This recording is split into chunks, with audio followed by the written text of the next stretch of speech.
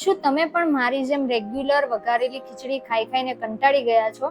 તો તમે આ વઘારેલી ખીચડી જરૂરથી ટ્રાય કરો. તો આ છે ફાડાની વઘારેલી ખીચડી, જે ફટાફટ તો બનશે પણ સાથે હેલ્ધી અને ટેસ્ટી બનવાની છે. તો સૌથી પહેલા એક બાઉલની અંદર 1 વાટકી જેટલા મેં ફાડા લઈ લીધા છે અને એમાં એડ કરીશું 3 થી 4 ચમચી મગની મોગર દાળ.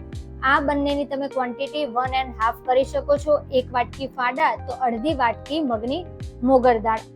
હવે આપણે તેની અંદર પાણી એડ કરી દાળ અને ફાડા છે એને સરસ રીતે ધોઈ લેવાના છે, જેથી બધો કચરો અને જે દાળનો ભૂકો હોય એ સરસ રીતે નીકળી જાય. ધોઈ લીધા બાદ આપણે દાળ અને ફાડામાં જરૂર પૂરતું પાણી એડ કરીશું, સરખી રીતે ડૂબી જાય એથી થોડું વધારે. હવે એને આપણે અડધો કલાક માટે રેસ્ટ આપી દઈશું, જેથી ફાડા છે એ સરસ રીતે થોડા ફૂલાઈ જાય અને એકદમ સોફ્ટ થોડા થઈ જાય, એટલે ચડવામાં થોડી આપણને વાર લાગે નહીં. હવે ફાડા છે એ ત્યાં સુધી પલળે છે ત્યાં સુધી આપણે અહીંયા શાકભાજી જોઈ લઈએ. તો બટેકા અને ગાજર છે એની મેં છાલ ઉતારી દીધી છે. અહીંયા મેં ફણસી છે એના ટુકડા કરી લીધા છે. ફણસી એકદમ ઓપ્શનલ છે, ગાજર પણ એકદમ ઓપ્શનલ છે. તમે એકદમ સિમ્પલ પણ આની ખીચડી વઘારી શકો છો, પરંતુ હા, મારી પાસે જેટલા શાકભાજી ઘરમાં હતા ને મેં બધા આમાં થોડા થોડા એડ કરી લીધા છે. તો બટેકા અને ગાજરને આપણે છાલ ઉતારી આ રીતના એકદમ ઝીણા ઝીણા ટુકડા કરી સમારી લીધા છે. મારી પાસે અહીંયા ફ્રોઝન વટાણા પણ પડ્યા હતા, તો મેં એને પણ પાણીની અંદર થોડી વાર માટે પલાળવા માટે મૂકી દીધા છે. હવે સાથે અહીંયા આપણે એકદમ ઝીણી ઝીણી ડુંગળી સમારી લેવાની છે. જેટલા આમાં આપણે શાકભાજી એડ કરીએ ને એટલું આપણે ફાડા છે હેલ્ધી બને છે. ફાડા ખાવા એ તો હેલ્ધી છે જ. આપણે ગળ્યા ફાડા તો ખાઈએ છીએ, પરંતુ આજે આપણે બનાવીશું ફાડાની ખીચડી. તો અહીંયા બધા શાકભાજી છે સમારાઈ રેડી થઈ ગયા છે. હવે આપણે વઘાર કરી લઈએ. તો એક કુકરની અંદર મેં અહીંયા થોડું તેલ અને થોડું ઘી એડ કરી દીધું છે. તમે એકલા તેલમાં વઘારી શકો છો, એકલા ઘીમાં પણ વઘારી શકો છો.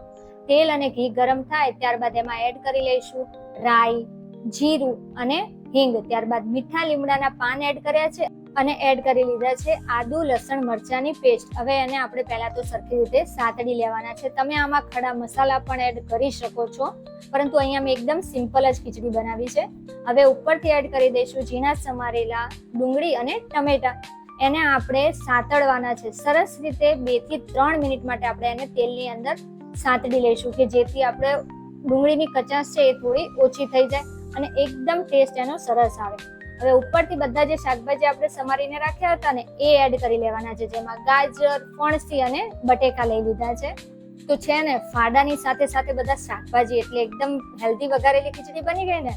તો હવે ઉપરથી બધા મસાલા એડ કરી લઈએ, જેમાં મરચું, ધાણા, જીરું, હળદર અને સ્વાદ પ્રમાણે મીઠું એડ કરી લીધું છે. હવે આ બધું જ છે એને સારી રીતે મિક્સ કરી અને એને સાતડી લઈશું લગભગ 1 મિનિટ માટે. હવે આપણે જે દાળ અને ચોખા પલાળવા માટે રાખ્યા હતા એમાંથી પાણી કાઢી લીધું છે અને એને પણ આપણે આ કુકરની અંદર એડ કરી લેવાના છે. તમે આને તપેલીની અંદર પણ બનાવી શકો છો, પણ હા, જો ઉતાવળ હોય ને તો આ રીતે તમે કુકરમાં ફટાફટ બનાવી શકો છો. તો હવે ફાડા અને બધા શાકભાજી છે અને સારી રીતે આપણે મિક્સ કરી લેવાના છે. હવે પાણી કેટલું લેવાનું? તો પાણી પણ આપણે જરૂરિયાત પૂરતું લેવાનું છે. જો વધારે છૂટી એકદમ ખીચડી રાખવી હોય ને તો તમે ઓછું પાણી એડ કરો, પણ હા, મારી જેમ જો થોડી આ રીતના ઢીલી ખીચડી જોઈતી હોય તો તમે થોડું વધારે પાણી એડ કરી શકો છો. તો અહીંયા જો મેં 1.5 ગ્લાસ જેટલું પાણી એડ કરી લીધું છે, જેથી આપણા ફાડા છે એ સરસ રીતે ચડી જાય. અને હવે મને યાદ આવ્યું કે મારે વટાણા એડ કરવાના તો બાકી રહી ગયા હતા. તો અહીંયા મેં વટાણા છે જેને પાણીમાં પલાળી રાખ્યા હતા એ એડ કરી અને બધું છે એને સારી રીતે મિક્સ કરી ઢાંકણ ઢાંકી આપણે કુકરની 4 સીટી વગાડી લેવાની છે. તો 4 સીટી બાદ તમે જોઈ શકો છો આપણી એકદમ ટેસ્ટી અને ઝડપી બની જતી એવી ફાડાની ખીચડી રેડી થઈ ગઈ છે. તો હવે એને આપણે સર્વ કરી લઈએ. ઉપરથી તમે ધાણા ભાજી એડ કરી શકો છો. મારા પાસે નહોતા એટલે મેં નથી એડ કર્યા. ખીચડીને વધારે સ્વાદિષ્ટ બનાવવા માટે આપણે ઉપરથી 1 ચમચી જેટલું ઘી એડ કરી દીધું છે. તો છે ને એકદમ સિમ્પલ ફાડાની ખીચડી, ટેસ્ટીની સાથે સાથે હેલ્ધી પણ છે. તો તમે પણ જરૂરથી ટ્રાય કરજો.